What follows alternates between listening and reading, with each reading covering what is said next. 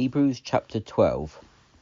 Therefore, since we are encompassed with such a great cloud of witnesses, let us also lay aside every weight and the sin that so easily entangles us, and let us run with endurance the race that is set before us.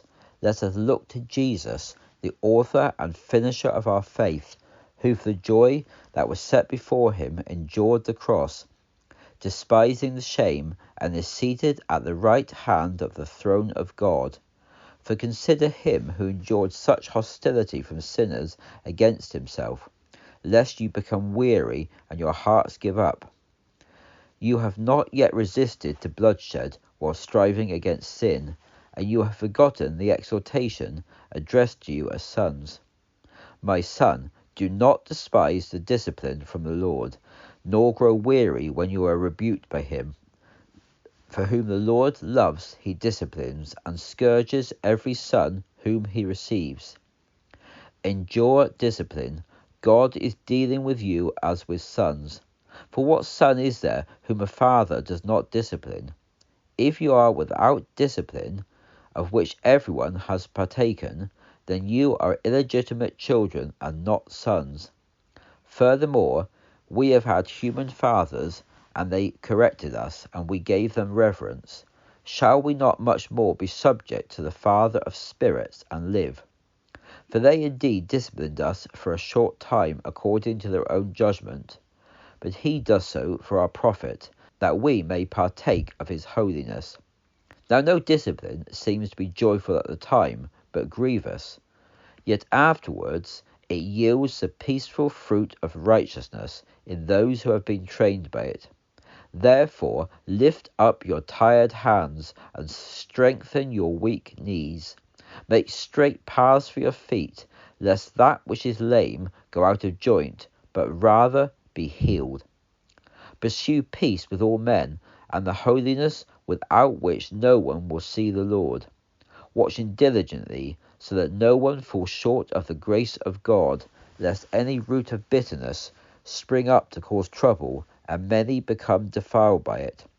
Lest there be any sexually immoral or profane person, as Esau, who for one morsel of food sold his birthright.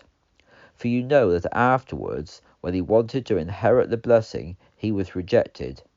For he found no place for repentance, though he sought it diligently with tears. You have not come to a mountain that can be touched and that burned with fire, and to blackness and darkness and storm, and to the sound of a trumpet, and to a voice speaking words, such as those who heard them begged that the word not be spoken to them any more, for they could not endure that which was commanded.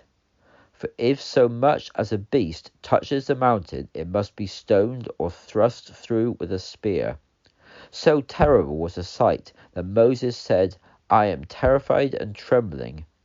But you have come to Mount Zion, and to the city of the living God, the heavenly Jerusalem, and to an innumerable company of angels, to the general assembly and church of the firstborn, who are enrolled in heaven, to God, the judge of all, and to the spirits of the righteous ones made perfect, and to Jesus, the mediator of a new covenant, and to the sprinkled blood that speaks better than that of Abel.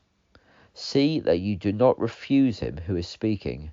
For if they did not escape when they refused him who spoke on earth, much less shall we escape if we turn away from him who speaks from heaven. At that time his voice shook the earth, but now he has given us a promise, saying, Yet once more I will shake not only the earth, but also heaven. And this statement, yet once more, signifies the removal of those things that can be shaken, things that are created, so that only those things that cannot be shaken will remain.